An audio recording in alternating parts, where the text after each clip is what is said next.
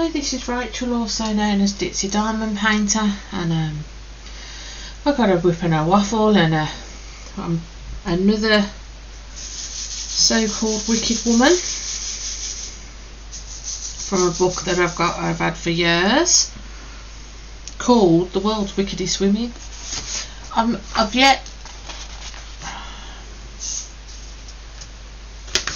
don't know if I can call. I've done two ladies so far, and neither of them. One wasn't nice. I wouldn't say she's the wickedest.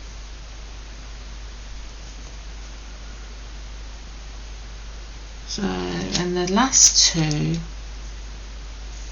were from the 19th century. And this lovely lady's from the 17th century. But let's tell you what's been going on with it. Nothing's been going on with my week. Nothing at all. I'm still working on End of the Rainbow by Anne-Marie Bone from Dreamer Designs, and it's lovely. It is. It's really been really nice to work on. The drills are really good.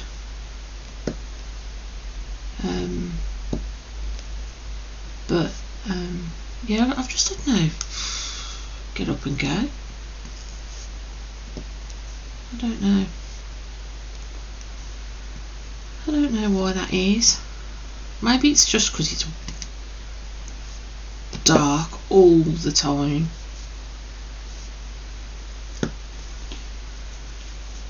It's never light. Even in the day it just seems really dark, and yeah, so maybe that's why. Who knows? Trying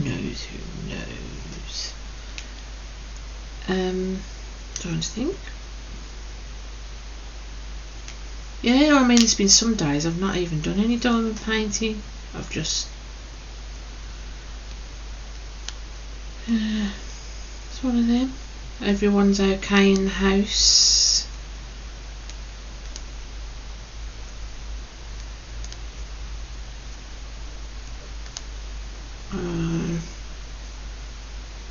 Mike is his girlfriend. He stayed there last night, and I've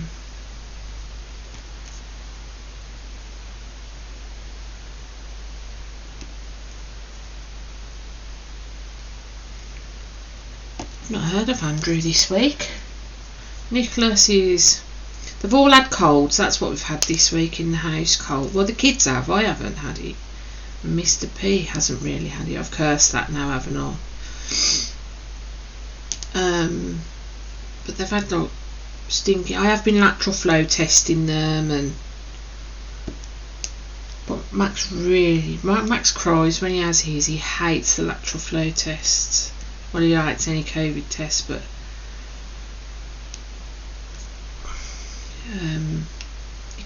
it really upsets him. It's really traumatic to do to him because he's only 9 and he's a sensitive soul. So yeah, so Max, every time he has a cold or anything, he gets it on his throat. He gets a sore throat every time. And Mikey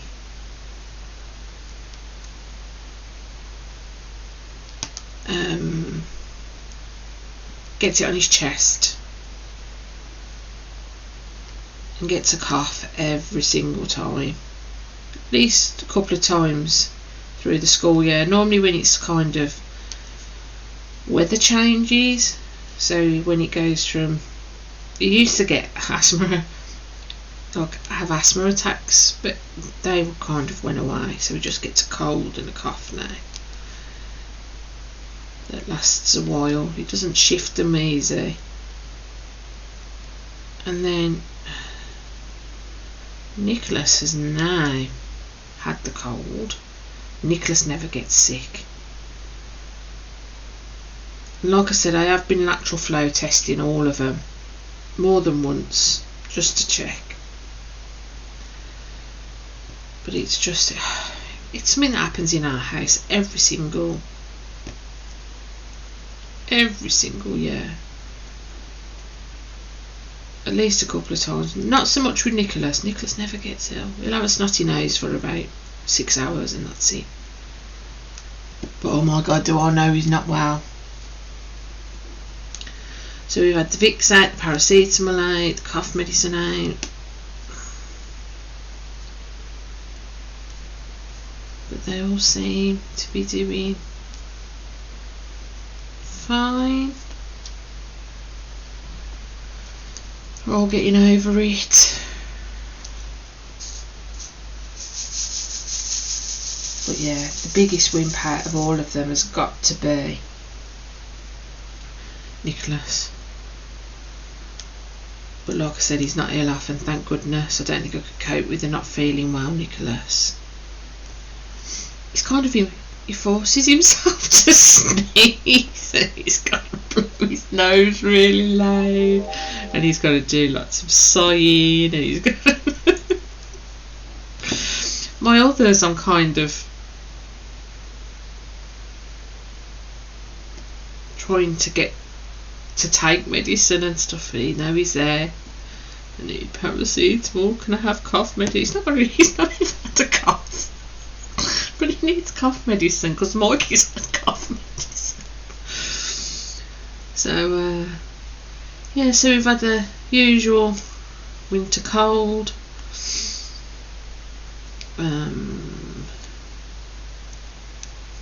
Everything else has been alright, really. Like I said, no. I think everybody's the same, aren't they, this time of year?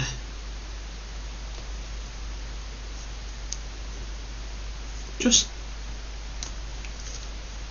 blare. I'd say just blare. Nothing wrong, but nothing right at the same time. So what else has been going on? That's it, really.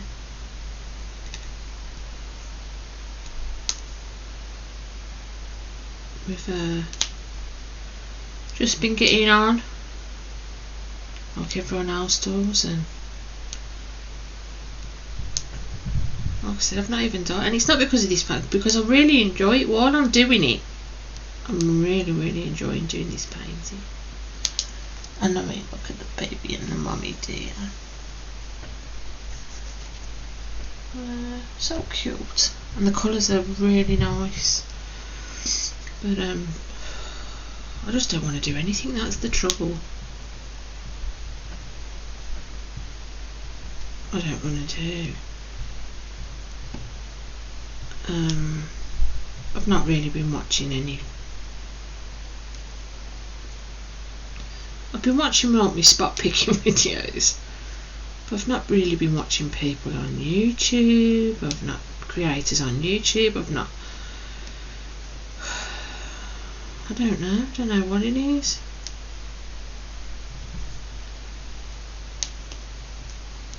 This is one of them, I'm afraid, this week. I did enjoy looking into which I only did yesterday, to be honest. Like I said, I've been putting everything off. I went down the rabbit hole. I love history, and when I started looking into this lady that I'm about to talk about, it sends you down another track, because even though I love history,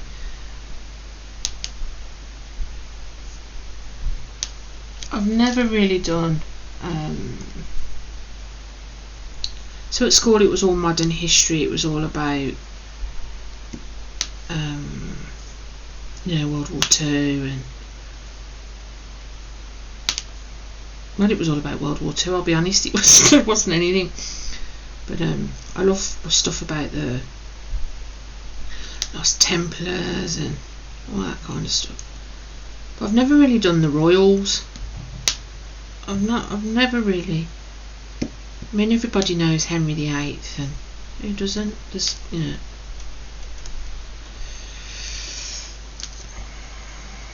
he changed the whole.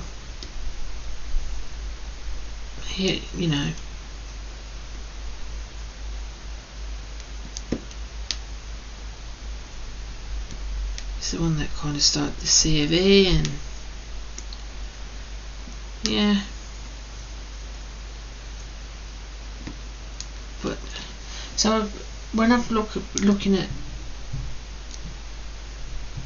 this lady, it sent me down a rabbit hole of looking at other things from that time and that era, and they mention a name and I've got to look at that name and see what that name, because I don't know, because I've not done it. So it has been mightily interesting.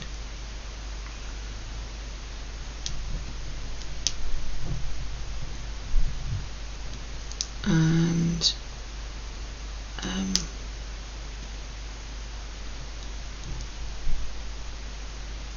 yeah, so I'm enjoying it. I'm enjoying doing it. And rather than looking up on my phone this time, I've been actually going on my laptop and stuff like that. So I don't know, it just seems to work better when you do it like that, rather than trying to pull details from about people on the phone. So that's definitely something I've learnt to do this week. So I hope you've all had a good week and aren't feeling, you know, too down in the dumps with the weather and the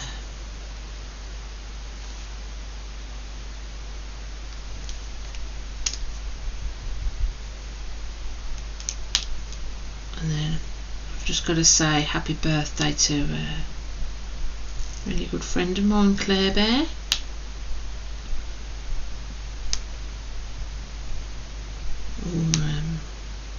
My little dragon.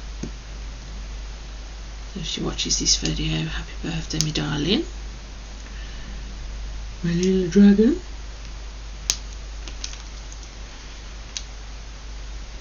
She's been a friend, a good friend for a long time, so she's from school, so you know.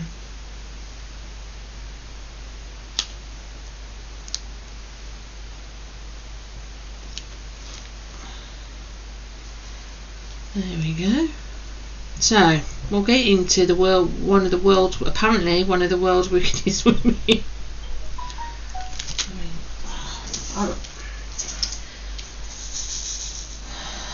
I don't know, I just think it's because of the opinion of the times more than anything.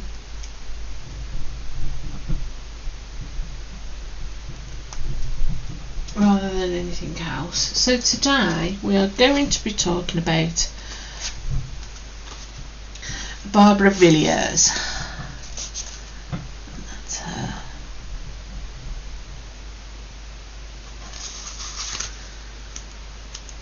And she was a mistress, yes, another mistress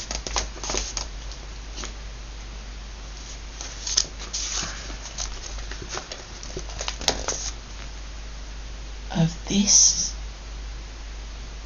Charles II. So there we go.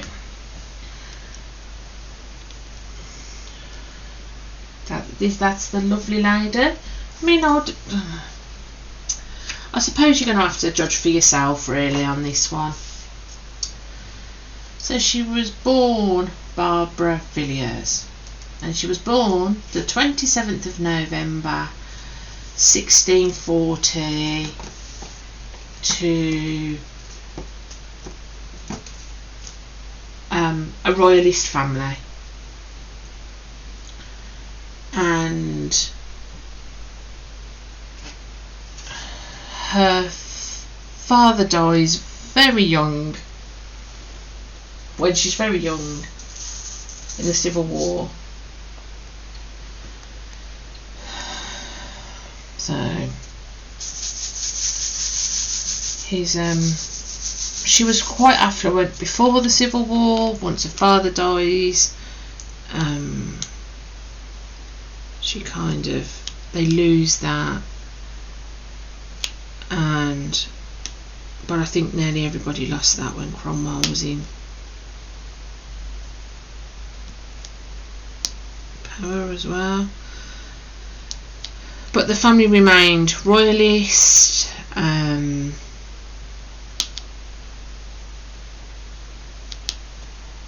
And her mother married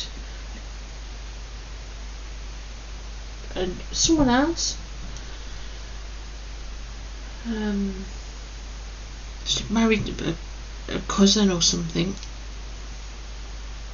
I didn't go down. Like I said, I had to watch what I was going down the rabbit hole of, because you could. This would be hours long otherwise. So she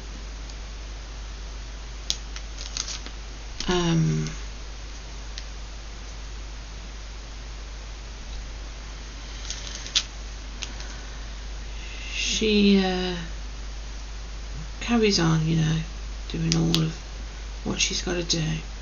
Now, at the age of 15, yes, 15,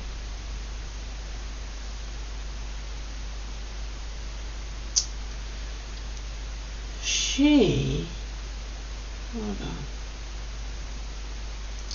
I did write it down somewhere, and I know she was 15. She started her, now this is how it's phrased on somewhere I read, her sexual career. Yep. And with a Lord Chesterfield at age 50. Yeah.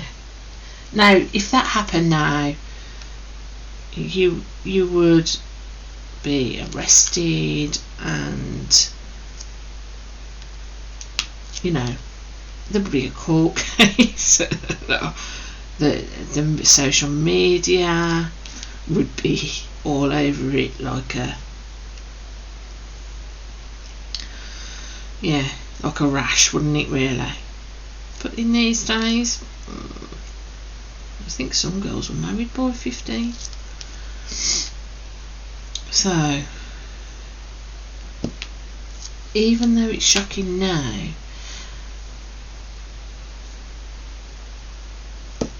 then it was the norm. Does that make sense? Even though it's still a bit skin crawling, ain't it? Just saying. Because that kind of disturbed me when I read that. Because what I did is I looked in the book, and then I looked her up, and then I looked for what's in the book and what I could, because some things I found weren't fact again. So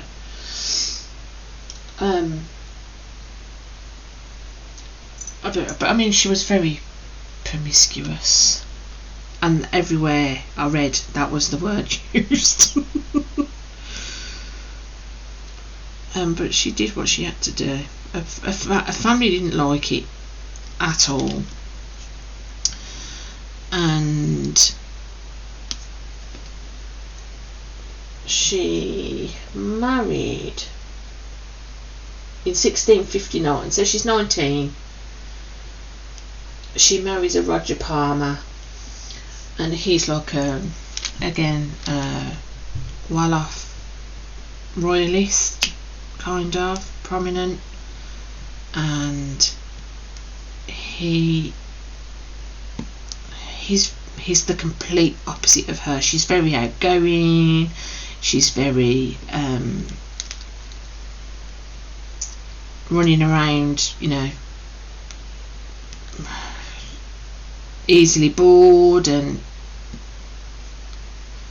you know, he's very quiet and very studious and very religious, and she just doesn't seem to be any of these things. Now at this time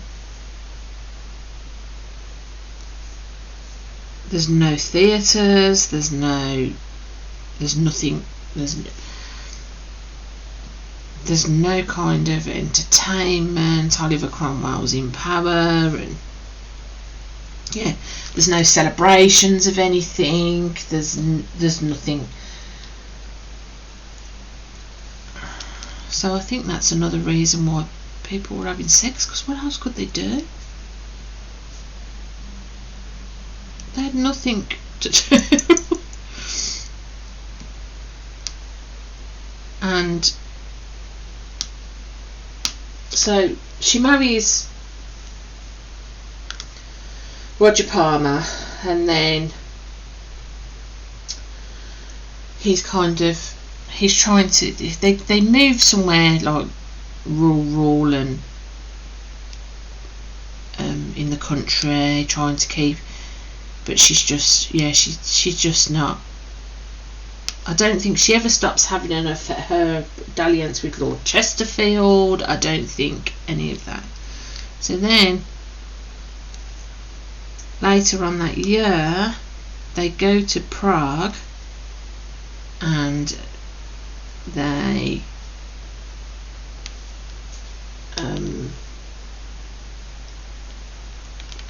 to show their allegiance towards King Charles II, which went really well. And it said that, now I've heard people are saying, well, whatever I read, by the time between the time they turn up in Hague and by the time King Charles goes back to London, Barbara Villiers is sleeping with King Charles II. And a lot of people are saying that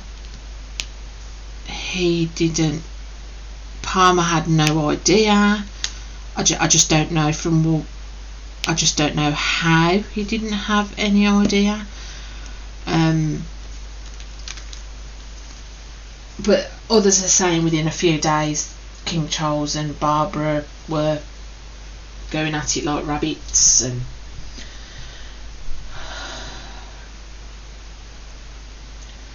and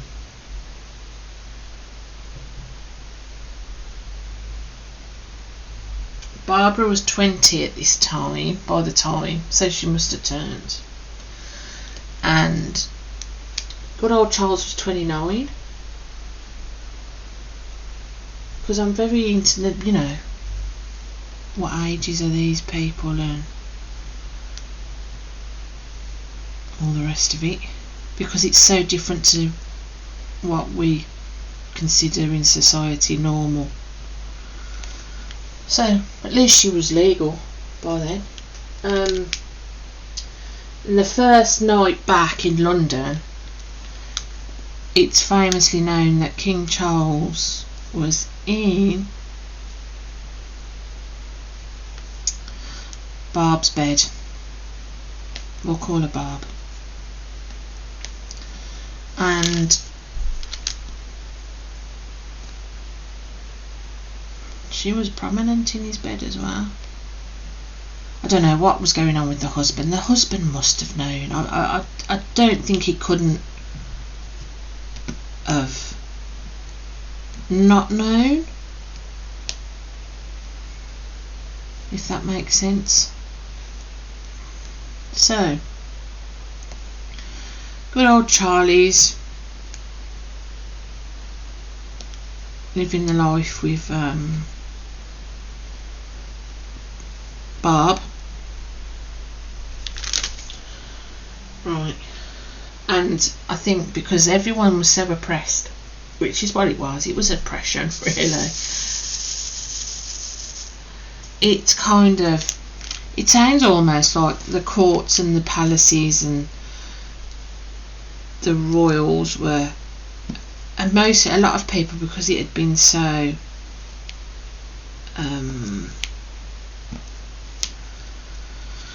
how can I put it, could have been so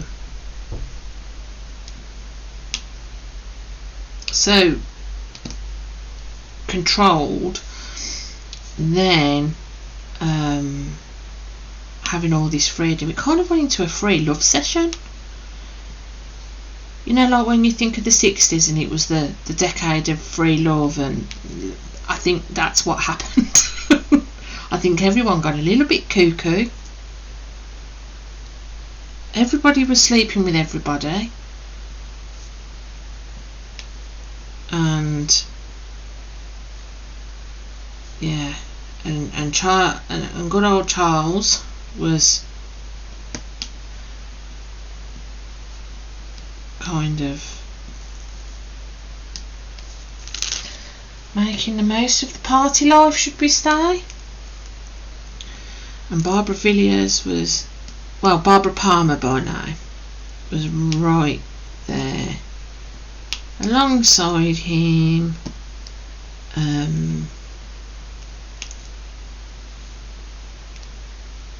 When, you know, it was called the Merry King. He was apparently the most liked king, and he was quite how can I put it? He wasn't offended by religion almost, and for that time, that's a, you know, you needed someone like that. You know, Catholics, Protestants, dissenters, and, you know, he ruled on his own. So it was the King of Scotland from 1649 to 1651. Apparently, I don't know. Again, it would be another video. It would be another whole. Let's go down the story of King Charles and his thing. So, but he was called the Merry King, and he had 13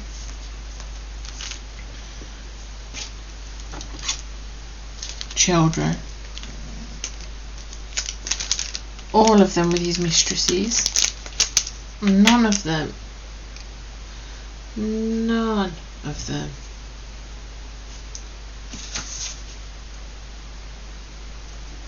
were legitimate, as they were called at that time. But he didn't seem to deny that they were his either. So make what you will of that. So anyway, let's get back to it. Like I said, you could go down a whole different. So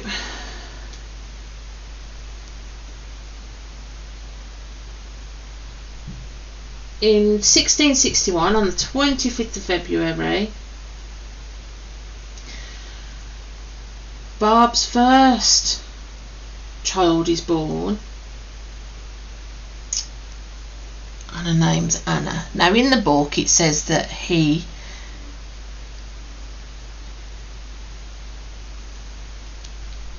claims her straight away as his and that, but that's not what information I found out. It took 15 years for him to say that she was his daughter, because there was a query on whether never ever did any of her children did she have with her husband Palmer. The other person that they thought that the baby might belong to, or who was fathered by Chesterfield, because neither Charles nor Barb were faithful to one another. They both did whatever they needed to do and slept with whoever they needed to and got their pleasures. But I think by the sounds of it, that's what they were. If you was in that royal court, it was free for all, quite honestly, by the sounds of things.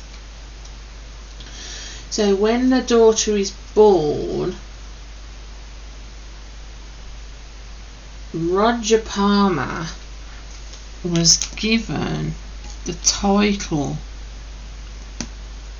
of Earl of Castlemaine, which was kind of to console, because she'd had the king's baby. But there's, like I said, questions on whether she was the king's, but who knows. I think probably was that early on. So then Barbara gets pregnant with a second child from Charles, and there's no question apparently on lineage or genetics or the second child is definitely Charles's, but I don't know whether that was because he was a boy, to be quite honest. But while she's pregnant with her second child, Charles tells her that he's getting married. He can never marry her.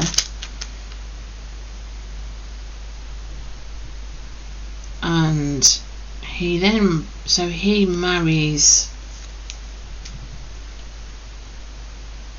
Catherine of Braganza, daughter of the King of Portugal.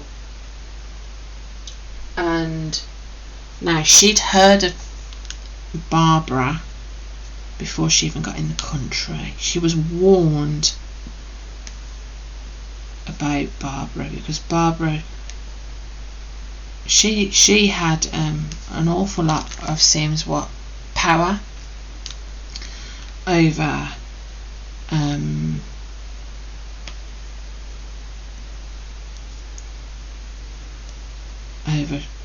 good old Charles, and a lot of influence over his court. A lot of people hated her, but then others quite liked her. So I think if you was in a good books, you was alright, but if you was in a bad books, then you'd got no chance.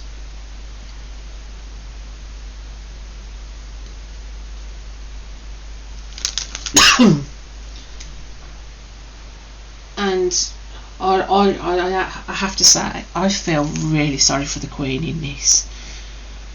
She was shoved in right at the deep end, and it was cruel what they did to her. So she was given a list of the people, and this is because Barbara wanted this, that would be working, like her bed maids and all the rest of it. And on the top of the list is Barbara is going to be the lady of her bedchamber. Oh my life, how can you think of anything worse? Now Charles thought she, even though he enjoyed her company, thought she was quite dowdy and frumpy, if that makes sense. He didn't think she was beautiful or anything like that. But to have his mistress shoved like that, yeah, that's really sad, isn't it? And she refused because she'd been warned, do not let her, But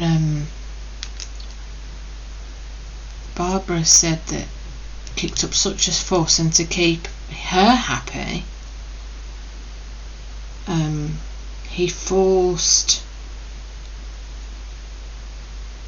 Catherine to take Barb on. Otherwise he was going to send any of the ladies in waiting that she had that came with her from Portugal would all be sent back, and she would have no one. She would be isolated, basically. How heartbreaking. How cruel. Just the mental. And so she ended up letting Barb,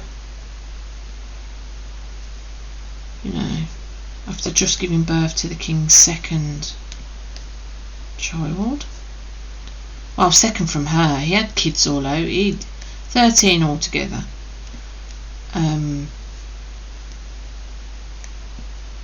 Yeah. How sad's that? How sad indeed. But when the second son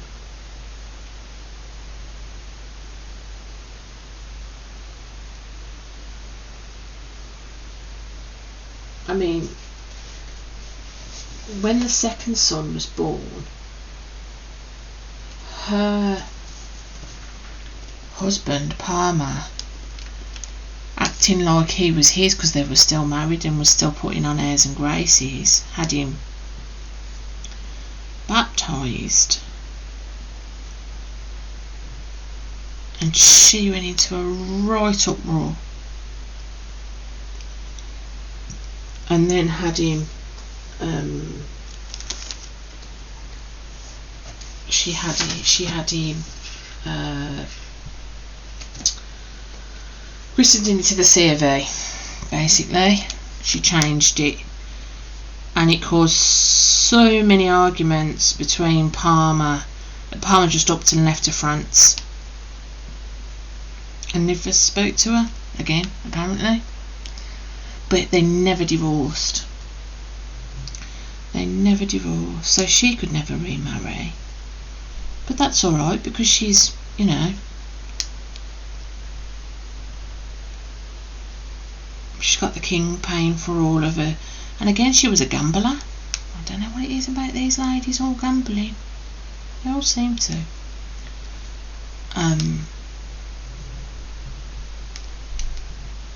So he's out the picture totally now, Mr. Palmer. He's no longer an issue, but I mean, she was getting people fired. She was actually taking bribes from France and Spain. It didn't say what for, but she was actually getting people to pay her so they could have an audience with the king to up their ante within the court. She was the most recognised woman. If he went out, she went with him. Even though he got a queen, she was kind of, yeah, sad really, isn't it?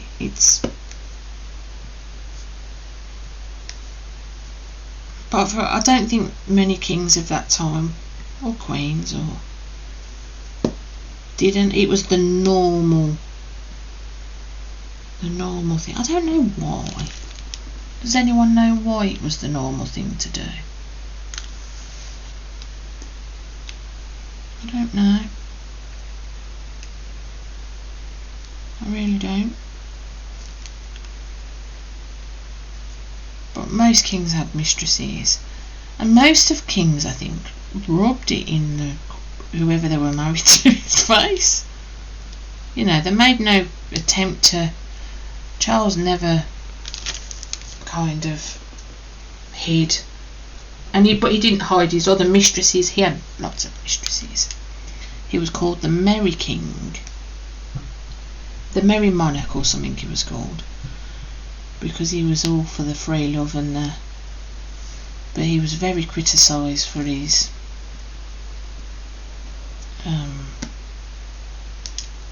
dealing with government and stuff. Well, he rolled off his own back. He upped taxes whenever he wanted and all sorts. So between 1663 and 1665,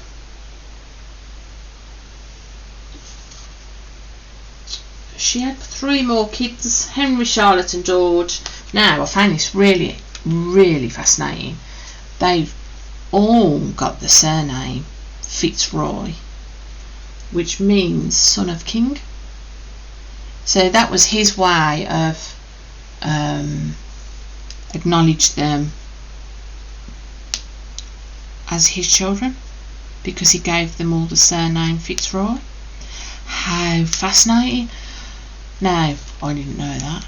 Like I said, I've not really been into the royal history, so it got me going down that rabbit hole then.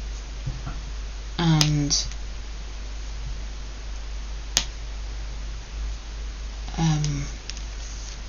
yeah, so she had 3 more children, so that makes that 5, right? And she was really arrogant. She acted like the queen from all accounts. She really held a power over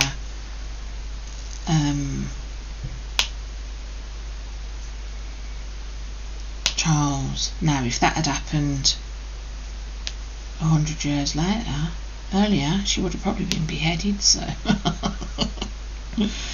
yeah, I don't know what her strength was over him, but another mistress came on the scene. Now, what was her name? Lady Frances Stewart.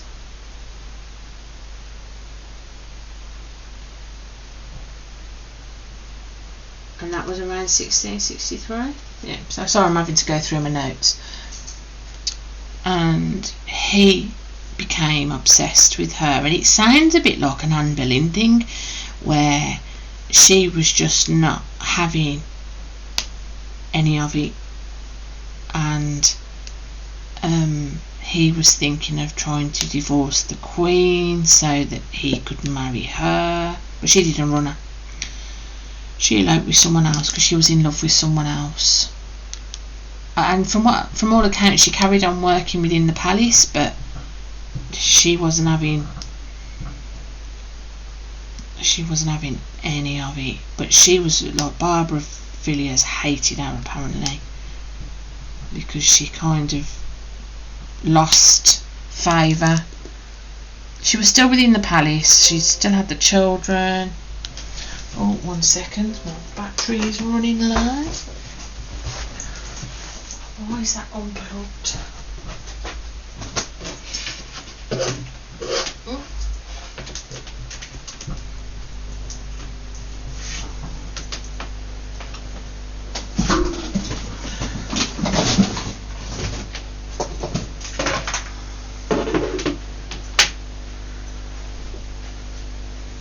Sorry about that. But my battery was going.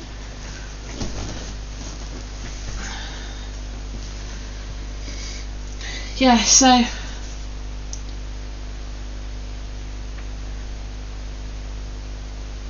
she managed to. Now, Edward Hyde apparently was a very close friend, and he hated her, and she managed to force him the sack, and he was made a scapegoat for the Second Dutch Wars. And I was going to go down what that was, because I'd never heard of it, but I never went down that route.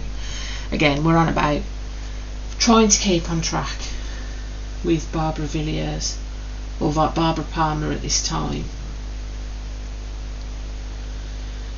So apparently in the end, she was losing popularity. More and more people were starting to dislike her.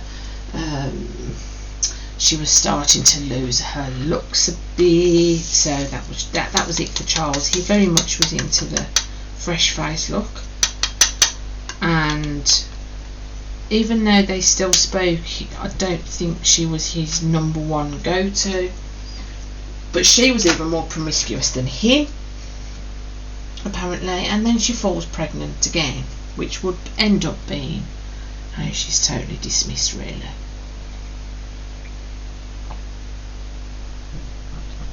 So I need a cup of tea, sugar tea. So with the last child, Charles says this child isn't mine. That, you know, we wasn't even together them months that the child would have been conceived.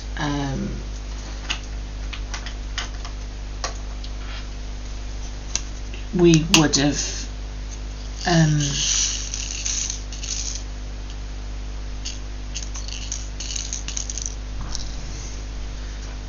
you know, it's not mine. So now in the book it says that because this caused a big hoo-ha, that if he didn't claim that child number 5, I think this is the last one, then she would disgrace him. Apparently she had information that would,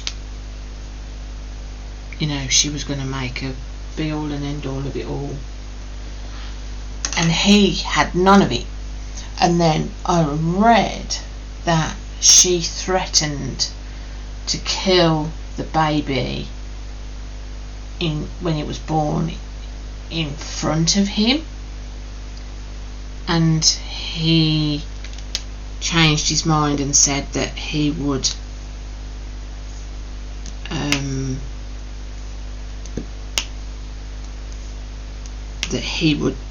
you know, claim the baby. So he did. So I don't know. He did, I think. But everywhere I read, there was different hoo-has about it. But most of them said that he did actually end up claiming that child because of the threat of killing the child, if that makes sense.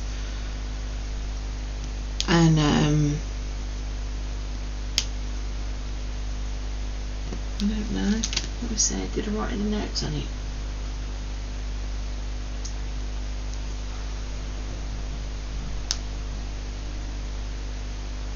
I know I wrote notes about it somewhere. Maybe I never.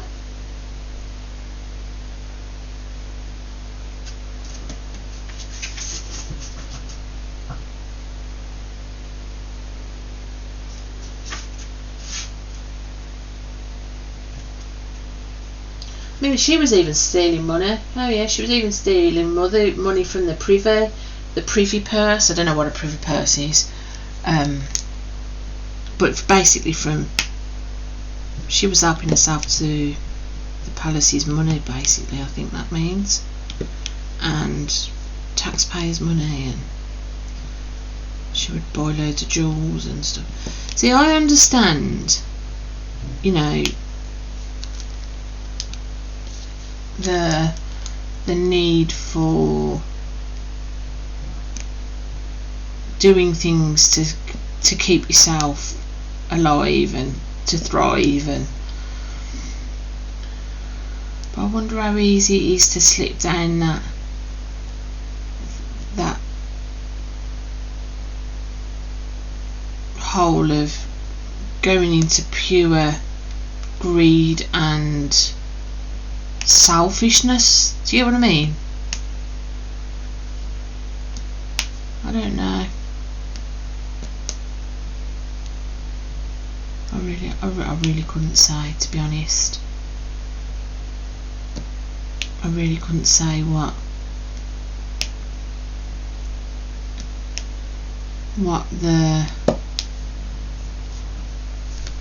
makes you go down that route of being so. I mean, they must have believed she was capable of it, of killing a child, a baby. Do you know what I mean? They must have thought she was capable of doing something really wrong to the king. You know, it's because, like I said, a lot of people didn't like her.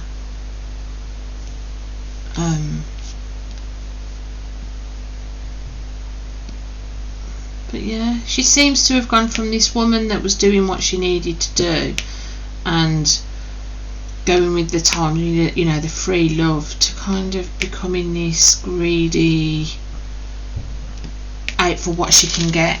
Do you know what I mean? And that's not a nice part. I wouldn't say it's wicked. Is she wicked? Maybe, if she was capable of killing babies, then she is. But I haven't seen anything that says that she was capable of it. But then there was another woman that did the same with him, so I don't know. Maybe it's difficult to say, isn't it? But she was a thief in the end. She was a blackmailer, almost, you could say, to make sure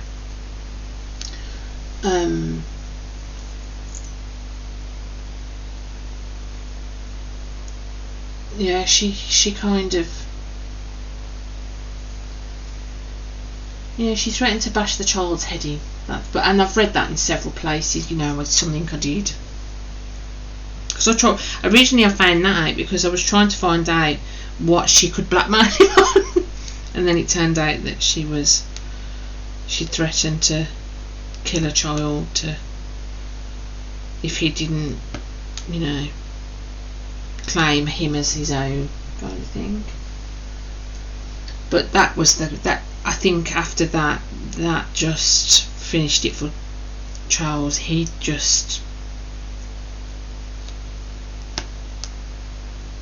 didn't want anything to do with her after that, really.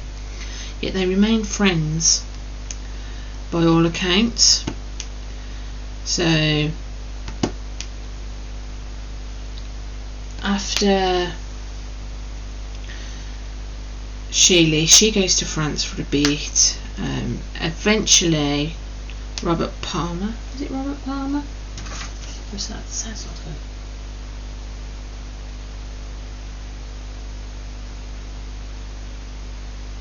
a Roger Palmer. Robert Palmer's a famous singer, isn't he? Oh, go me. Dies, and she remarries a man 10 years younger, but turns out he's a bigamist and he's a fortune hunter, so he just marries women for their money. So she divorces him, and then she meets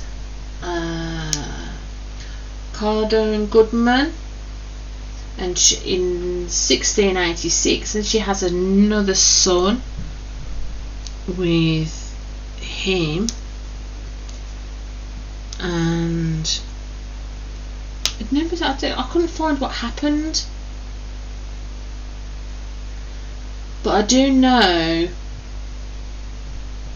Yeah, so Robert Palmer, Roger Palmer died in 1705. She remarried, and it turned out to be a scam, and he was only after her money, but she didn't have as much money as he thought she did. Isn't it weird that if you're a bigamist you still have to get divorced in this time?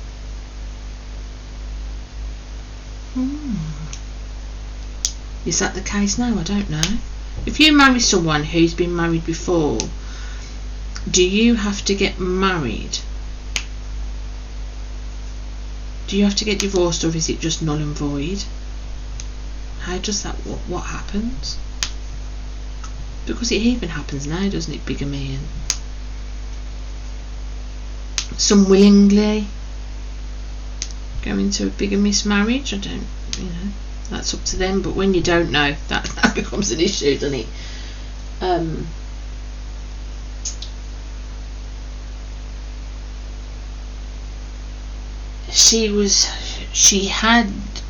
She saw Charles II a week before he died.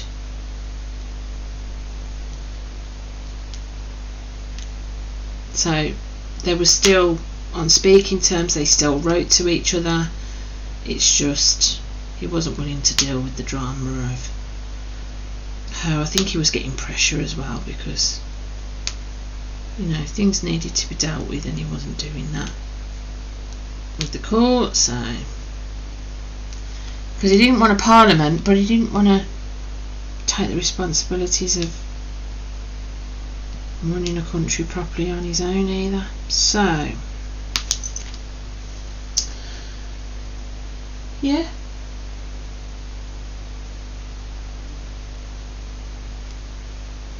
so she, like I said, she got married, but then she had this, but again, I've been going nearly an hour already.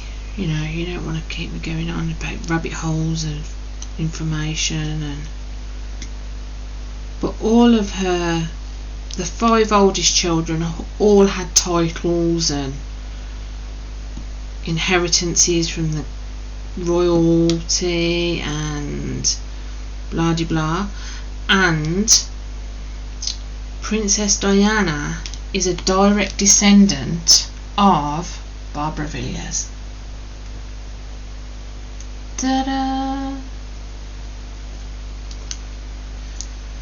She's a direct descendant of King Charles and Barbara Villiers' children. So when Prince William becomes king, he will be a direct descendant of King Charles II, back in power on the throne. Well, I wouldn't say power, but you know, he's on the throne. How fascinating how these things go around and come around. And so there you go. So she died in the end not of syphilis, whereas I think King Charles did. Well, he had syphilis anyway.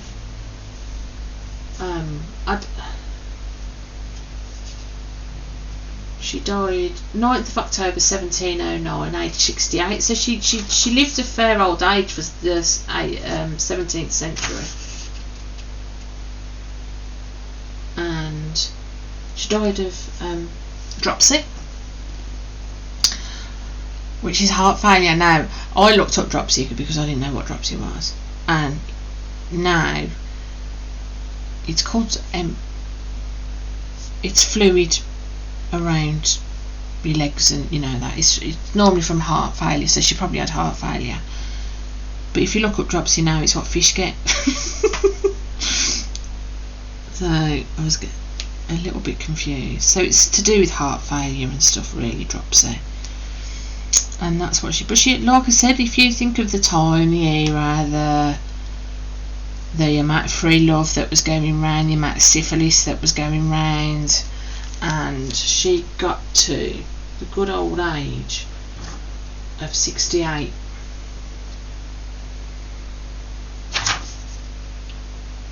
Yeah, that's fascinating, isn't it? She's fascinating. I really enjoyed looking into. I think because it's even further back than the 19th century, and I didn't know anything about the era at all. It just did it. Do I think she's evil? No. Wicked? No, I don't. I don't think she's wicked. I think she was. I think she got greedy, and I think she got herself a sense of entitlement, and I think she got a bit power hungry, and I think that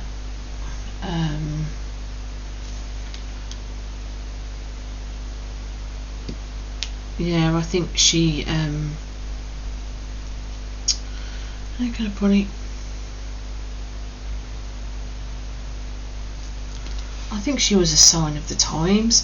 I think she was a sign of, you know, being really oppressed and really nothing of culture, or, you know, it was, and she comes out in the line of freedom almost to a certain extent.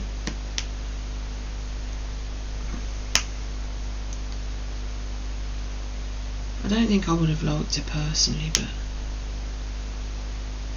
she seems too up her own arse a bit, but I don't think she was wicked. She never killed anybody. I mean, she did threaten to kill a child, if that's true. But there's nothing that I've read that makes me think she was capable of doing that. And then when she's getting rid of men and people within the court, it was people that were against her and were trying to get rid of her. It wasn't, you know, she wasn't just going after people. I mean, she was bribing countries, and she was you know, she definitely made sure she got people that she wanted within the court, because they were paying her to do it. But she wasn't fussed by who it was.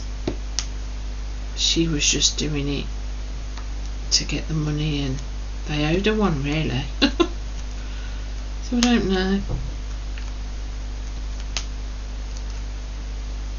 She's I enjoyed finding out stuff about her, to be honest.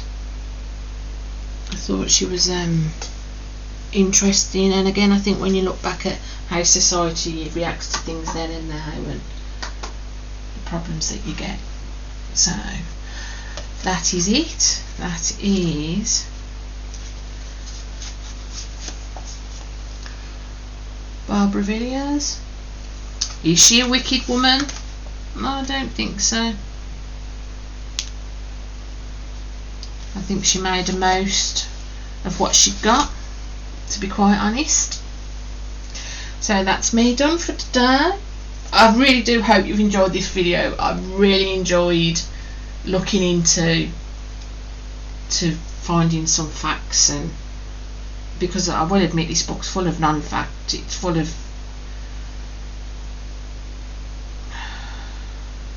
it's not well, yeah, but she was called, one diaries called her the Curse of a Nation, and another, a lot of people called her the Uncrowned Queen. So whatever of that one you lie on. So yeah, please press that thumbs up button if you've managed to get to the end of this video. I doubt many people will, because it is an hour long, sorry. But when you go down these rabbit holes of, yeah, it's one of them. So thanks for watching, and I hope to speak to you soon. Bye.